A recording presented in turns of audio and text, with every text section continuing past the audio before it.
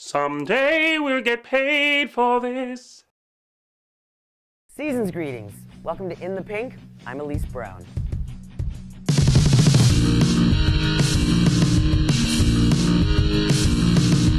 Piers Morgan called her smart, funny, combative, talented, and absurdly glamorous. Now, we'd call any man who admits to a fondness for combative women a winner. But in this case, floppy old Piers is right on. Jane Fonda's on the chat circuit to promote her new exercise videos, little something she knows about since revolutionizing them 30 years ago. But now she's 73, God love her.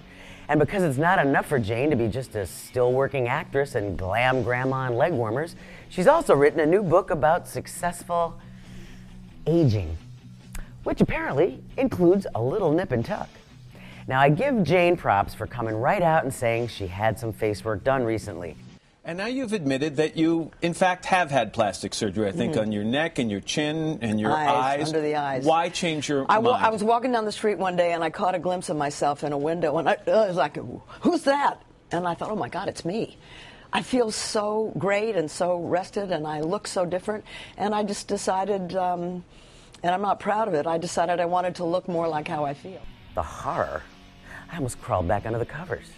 I mean, this is the woman who co-founded the Women's Media Center with Gloria Steinem and said the C word live on the air on the Today Show in 2008. Well, I live in Georgia, okay? I was asked to do a monologue called Cunt. And I said, I don't think so. I got enough problems.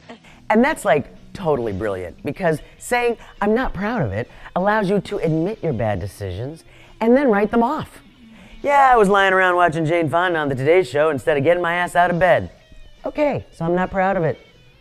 Yeah, I got my tramp stamp for free, but I'm not proud of it. I married Ted Turner, but I'm not proud of it. So today we thank Jane Fonda for that good tip, which we will certainly use when we get our eyes lifted someday, maybe, or maybe a little chin lift. What do you think?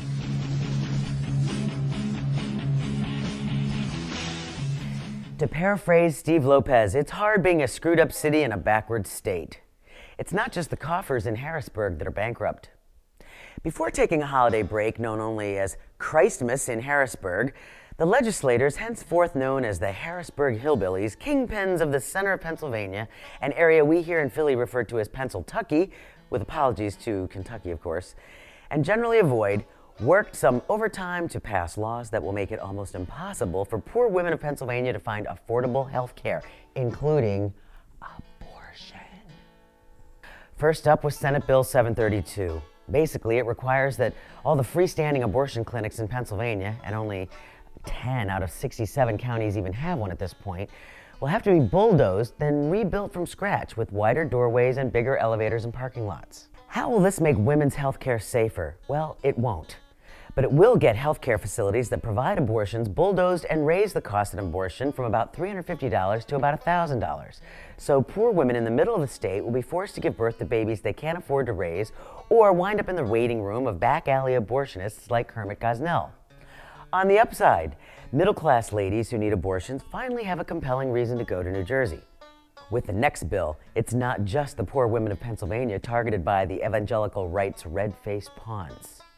With HB 1977, the Harrisburg Hillbillies are targeting not only middle-class women, but middle-class women of the future.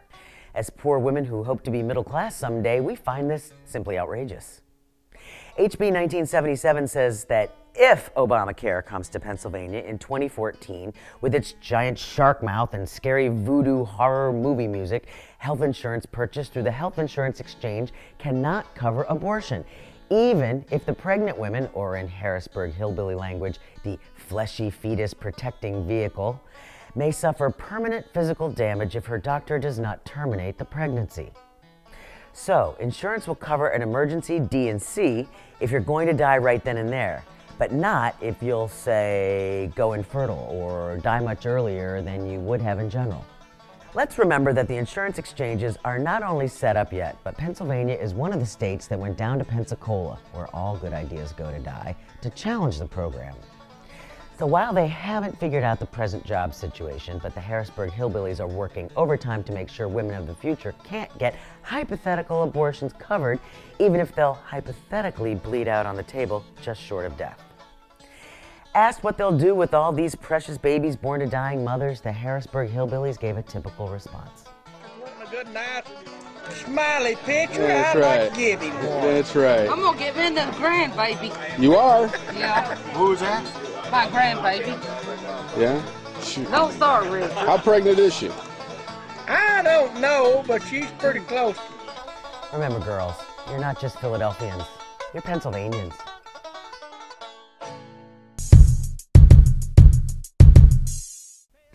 Now, In the Pink is taking a holiday break, during which we're going to try to truly remember the reason for the season. And that's getting a good bargain on our purchases for others. Because nothing says you are so special to me more than a cut-rate gift. May your holidays be joyful, and hopefully without any incidents that involve fruitcake or pepper spray. See you in the new year, and until then, Elise Navidad, everybody!